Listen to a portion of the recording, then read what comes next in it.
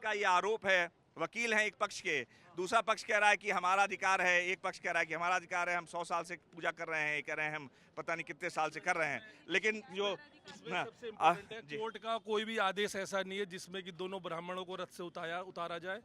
और high court में इस मामले को लेके मंडे की डेट लगी हुई है, रिट पेंडिंग पड़ी हुई है। उस रिट के अंदर सिर्फ प्रशासन को ये कहा गया था कि यात्रा से संबंधित जितनी भी तैयारी उसकी बाबत बताया जाए।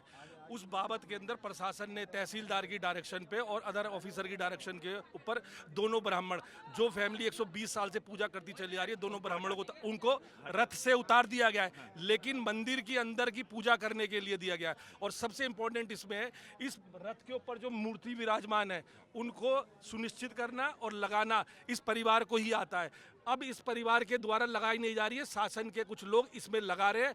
अगर किसी प्रकार की कोई अनहोनी, मूर्ति खंडित होती है किसी प्रकार का, पूरी तरीके से प्रशासन जिम्मेदार है। अब शासन और पुलिस वालों को पूजा करने की भी ट्रेनिंग लेनी पड़ेगी, क्योंकि जो विवाद चल रहा है, जिस ढंग से ये समाज में आपस में एक बंटवारा दिख रहा है, एक पुजारी को उतार दिया गया, दूसरे पक्ष के पुजारी को उतार दिया गया, पुलिस के पुजारी पूजा कर रहे हैं, तो एक अलग से विंग लग रहा है बनानी पड़ेगी पुलिस को पूजा पाठ करने के लिए भी और इस तरह के मामलों का निपटारा करने के लिए। इनका कहना है कि भी मामला सब जुडिस है, यानी कि अभी कोर्ट में है, उसके बावजूद प्रशासन ने यह जो 100 साल से ज्यादा समय से पूजा करते आ रहा है पक्ष, उसके पुजारी को चढ़ने नहीं दिया। अभी आरोप हाई कोर्ट में जी हाँ नहीं कमेटी कार्य कर रही है।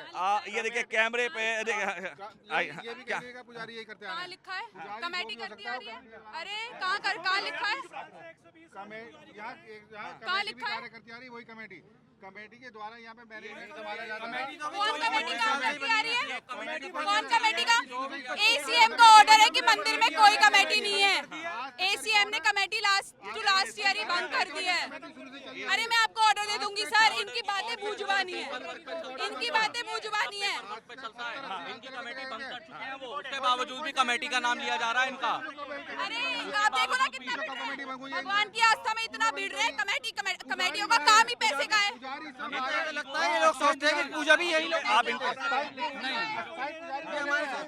कमेटी का काम ही पैसे का है। बैठे हुए हैं, अस्थायी पुजारी बैठे तो के द्वारा अपॉइंट हो चुके हैं। फिलहाल अभी दिक्कत क्या है? इन्हें दिक्कत क्या है? इन्हें क्या दिक्कत है? नहीं रुक जाओ नहीं देखिए ऐसा से हमारे पंडित को नहीं बैठ सकते, वजह क्या है? वजह क्या है?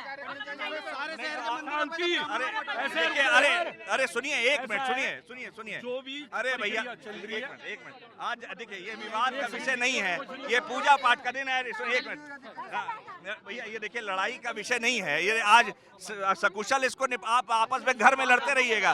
तो देखिए ये कुल मिला के ये लोग, प्रशासन ने कह दिया यहाँ पर विवाद खड़ा हो गया है, काफी बवाल खड़ा हो गया है और हर पक्ष अपना दावा कर रहा है, लेकिन फिलहाल यहाँ पर पुलिस को इंटरवीन करना पड़ा है, पुलिस को बीच बचाव में आना पड़ा है।